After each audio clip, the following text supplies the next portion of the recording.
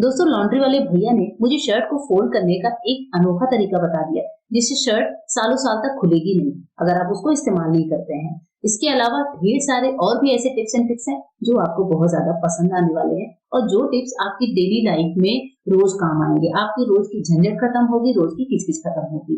तो चलिए आज की वीडियो शुरू करते हैं।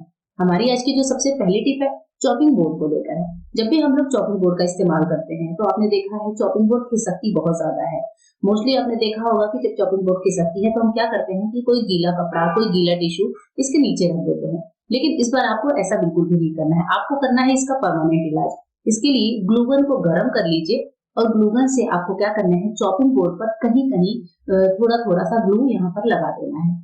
जैसे मेरा जो चॉपिंग बोर्ड है वो थोड़ा सा बड़ा है तो मैंने यहाँ पर 4 जगह लगाने के बाद कुछ और जगह जो मुझे लग रही थी खाली खाली सी वहां पर मैंने लगा दिया है। बीच में भी 1-2 जगह मैं इस लगा दूंगी। तो ये जो डॉट बन जाएंगी ग्लू के, हम इसको अच्छे से सुखा लेते हैं। ये हमारे जो ग्लू के डॉट बन गए हैं वो हमारी चॉपिंग बोर्ड को फिसलने से बचाएंगे। इसके बाद जब हम चॉपिंग करेंगे इस तरीके से चॉपिंग बोर्ड को रखकर, तो हमारा जो चॉपिंग बोर्ड है बिल्कुल भी फिसलेगा नहीं। तो मैंने तो यहाँ पर कुछ चॉप नहीं किया था, आपको दिखाया नहीं है, लेकिन शाम में इस वीडियो को बनाने के बाद जब मैंने चॉपिंग करी थी तो मेरा चॉपिंग बोर्ड बहुत अच्छे से वर्क कर रहा था। मुझे वो परेशानी नहीं हुई जो बार बार चॉपिंग बोर्ड के फिसलने से होती थी। तो आप भी ऐसा कर सकते हैं। नेक्स्ट टिप है टिश्यू पेपर को लेकर। कई बार टिश्यू रोल या फिर टिश्यू पेपर हम घर में इस्तेमाल करते हैं तो कभी कभी इसका इस्तेमाल हम रोक भी नहीं सकते, लेकिन इससे क्या होता है कि फालतू पेपर की वेस्टेज होती है। तो मैंने इस बार क्या किया, मैंने सोचा कि जो टिश्यू बार बार खत्म होता है, बच्चे भी हाथ में ले लेते हैं, इस बार मैं इसके इस्तेमाल को रोकती हूँ। तो मैंने यहाँ पर ले लिया है धारदार नाइफ और मैंने जो टिश्यू है पूरा पैकेट है उसको इस तरीके से कट करना शुरू कर दिया है। हम क्या करेंगे, टिश्यू को बीच में से पूरा हाफ कर देते हैं। तो मैंने अच्छे से इसको कर दिया जिससे हमारे टिश्यू रोल खुले भी नहीं और यहाँ पर हमारा टिश्यू 2 पार्ट में बहुत अच्छे से हो चुका है।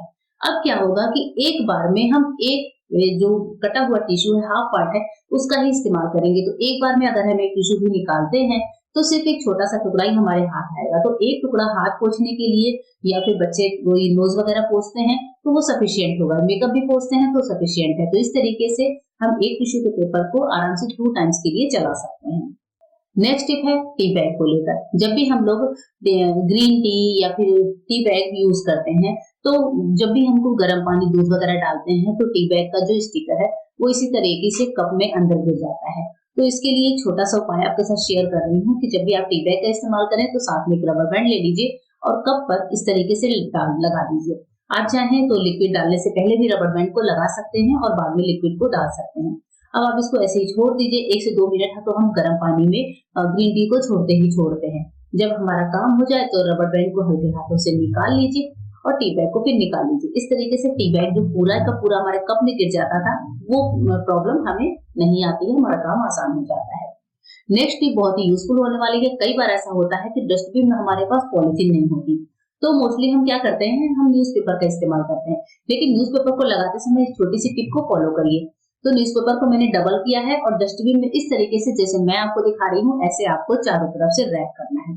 रैप करने के बाद पेपर को ऐसे सीधा खड़ा करने के बाद ऊपर से इसको दबाते हुए इस तरीके से डस्टबिन के अंदर दबा दीजिए। तो इस तरीके से क्या होगा, हमारा जो डस्टबिन है वो चारों तरफ से पेपर से रैप हो जाता है। अब इसके बाद से क्या करना है, ऑब्वियस है हम इसमें कोई भी कूड़ा कचरा तो डालेंगे ही डालेंगे। तो जैसे मैं यहाँ पर भी आपको डालकर दिखाऊंगी कि कुछ भी कूड़ा कचरा हम डालते हैं। उसके बाद से इस न्यूज़पेपर को हमें निकालना कैसे है जिससे हमारी जो चीजें हैं वो बाहर ना गिरे। तो इसी तरीके से जैसे पेपर लगा हुआ है आपको इस तरीके से खींचना है हल्के हाथों से और बस न्यूज़पेपर को आपको अच्छे से रैप करके डिस्कार्ड कर देना है। इससे जो हमारा डस्टबिन भी गंदा नहीं होगा और हम पेपर को भी इजिली डिस्कार्ड कर पाएंगे। तो ये छोटी सी टिप है लेकिन कैसी लगी जरूर बताइएगा। आइए अब कुछ यूजफुल टिप की तरफ बढ़ते हैं। जब मैं आपको जीन्स को फोल्ड करने का तरीका बताऊंगी। ये सारे फोल्डिंग के ट्रिक मैंने लॉन्ड्री वाले से सीखे हैं कि वो लोग कपड़ों को प्रेस करके और फिर कैसे फोल्ड करते हैं जिससे ये उनको इसको फोल्ड में भी आसानी होती है और जगह भी बचती है। साथ ही जिनको वो देते हैं कपड़ों को प्रेस करके, उससे फिर क्या होता है कि सामने वाले का भी काम आसान हो जाता है। तो देखिए आपने देखा वीडियो में जीन्स को कितनी आसानी से फोल्ड किया गया है। एक साथ इस तरीके से कई सारी जीन्स को हम फटाफट से तय कर सकते हैं और इसकी प्रेस भी खराब नहीं होती है। इसी तरीके से घर में पहनने वाले बच्चों के ट्राउजर्स वगैरह होते हैं, जैसे आजकल सर्दियों में वूलन ट्राउजर्स बहुत ज्यादा निकलते हैं, तो इनको भी आपको क्या करना है, अच्छे से रखना है। अगर आप प्रेस नहीं भी कर रहे हैं तो भी कपड़ों को इस तरीके से फोल्ड कर सकते हैं। इसको जैसे हमने फ्रंट में डबल फोल्ड किया और इसका जो म्याने वाला पार्ट है उसको अच्छे से बराबर कर लीजिए और ऊपर वाले पार्ट को थोड़ा सा इस तरीके से जितना मन चाहे जो है लंबाई में फोल्ड कर लीजिए। नीचे से पार्ट को उठाते हुए अंदर आपको टक इन कर देना है। आप अच्छे से टक कर दीजिए या फिर ऊपर फोल्ड भी कर सकते हैं, जैसे चाहे वैसे इसको फोल्ड करिए। इससे क्या होता है, तह खुलती भी नहीं है। बच्चे अगर अनियमित तरीके से भी कपड़ों को निकाल रहे हैं तो भी कपड़ों की फोल्ड खराब नहीं होती है। इसी तरीके से हमारे पास हुडी होती है या फिर कोई चेन वाली जैकेट होती है, वो भी जगह बहुत लेती है, तो उसको भी तय करने के लिए इस तरीके से आप कर सकते हैं। इसको बैक साइड से दोनों बाजू के साइड उठाते हुए जैसे हम लोग नॉर्मली तह लगाते हैं वैसे लगा लीजिए। उसके बाद से दोनों बाजू को पकड़ते हुए आपको इस तरीके से लगाना है और उसके बाद से नीचे वाले पार्ट को उठाते हुए, लेकिन यहाँ पे जो हुडी वाला पार्ट है उसको अंदर दबाना है और फिर ये जो पार्ट है जैसे डोरी वगैरह है तो उसको अंदर डाल दीजिए, जिससे देखने में ये अच्छा लगता है। और उसके बाद से ये ऊपर वाले पार्ट को नीचे के पार्ट में इस तरह से टक कर दीजिए। मोस्टली हम लोग क्या करते हैं, जो हुड वाला पार्ट है यानी कि कैप वाला उसमें डालते हैं, लेकिन उससे क्या होता है हुड की साइज खराब हो जाती है। तो इस तरीके से हम कोई हुडी है, कोई जैकेट है, उसको बहुत अच्छे से तय कर सकते हैं।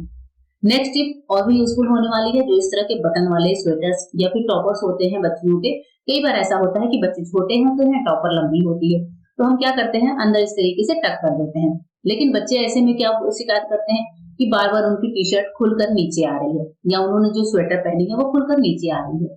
तो ऐसी परेशानी से बचने के लिए हम यहाँ पर एक छोटी सी ट्रिक लगाएंगे, जिसमें हम बटन को अच्छे से अरेंज करेंगे। लेकिन बटन को हम अरेंज करेंगे एक रबड़ बैंड की मदद से। तो जैसे मैंने यहाँ पर रबड़ बैंड लिया, अब मुझे इस बटन से अंदर तक का पार्ट टक करना है, तो मैं क्या करूंगी, बटन पर इस तरह से रबड़ बैंड लगाकर बटन को बंद कर दूंगी। ये रबड़ बैंड हमारा निकला हुआ है। अब नीचे वाले जो बटन है वहां से मुझे क्या करना है, वहां से उस पार्ट को अंदर फोल्ड करना है। मुझे इतनी ही लंबाई चाहिए। जब मैंने अब इसको अच्छे से फोल्ड कर लिया तो नीचे वाला जो बटन है वहां पर हमें एक काम करना होगा। तो जो रबर बैंड हमने लगाया है इस जगह पर रबर बैंड हमारी हेल्प करेगा। तो नीचे जो रबर बैंड है उसको नीचे के साइड से लाते हुए नीचे वाले बटन में आपको इस तरीके से इसमें रबड़ को लगा देना है और उसके बाद से बटन को बंद कर देना है। इस तरीके से क्या होगा कि जो पार्ट है वो खुलकर बाहर नहीं आएगा और बच्चों को इस तरीके से पहनाते हैं तो उनको छोटी टॉपर भी इजीली वो पहन सकते हैं और फिर बार बार जो शर्ट है उसको खिसकने की शिकायत नहीं करते हैं। आइए देखते हैं एक और काम की टिप। आज की सबसे लास्ट और यूजफुल टिप है कि लॉन्ड्री वाले ने मुझे ये बताया था कि हम शर्ट को कैसे फोल्ड करें जिससे सालों साल तक इसकी तह ही ना खुले। इसके लिए शर्ट को प्रेस करने के बाद आपको फ्रंट साइड से, जैसे मैं दिखा रही हूँ, इस तरीके से डबल फोल्ड कर लेना है। ये जो फ्रंट वाला पार्ट है इसको कॉलर से थोड़ा सा नीचे ही रखेंगे, जैसे मैं दिखा रही हूँ कॉलर से थोड़ा सा नीचे। अब जो बाजू वाले पार्ट हैं उनको फ्रंट साइड में इस तरीके से फोल्ड करते हुए ले आएंगे। तो दोनों पार्ट को सेम तरीके से करना है और यहाँ तक आपको वीडियो में देखकर साफ समझ में आ रहा होगा मैं यहाँ पर क्या बता रही हूँ।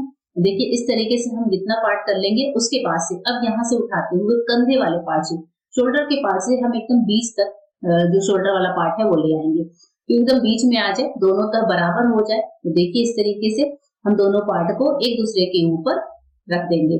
अब हमारी ये छोटी सी तह जो है वो बिल्कुल भी खुलती नहीं है नीचे से, और जो है नीचे से पार्ट उठाते हुए शर्ट का।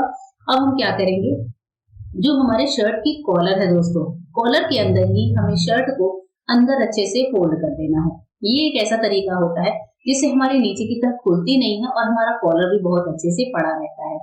तो इस तरीके से क्या होता है, शर्ट की तरफ बिल्कुल भी नहीं खुलती है और ये छोटी सी जो शर्ट हो जाती है ये जगह भी बहुत कम लेती है, देखने में भी बहुत अच्छी लगती है। लॉन्ड्री वाले ने मुझे बहुत अच्छा तरीका सिखा दिया अपने कपड़ों को ऑर्गेनाइज करके रखने का।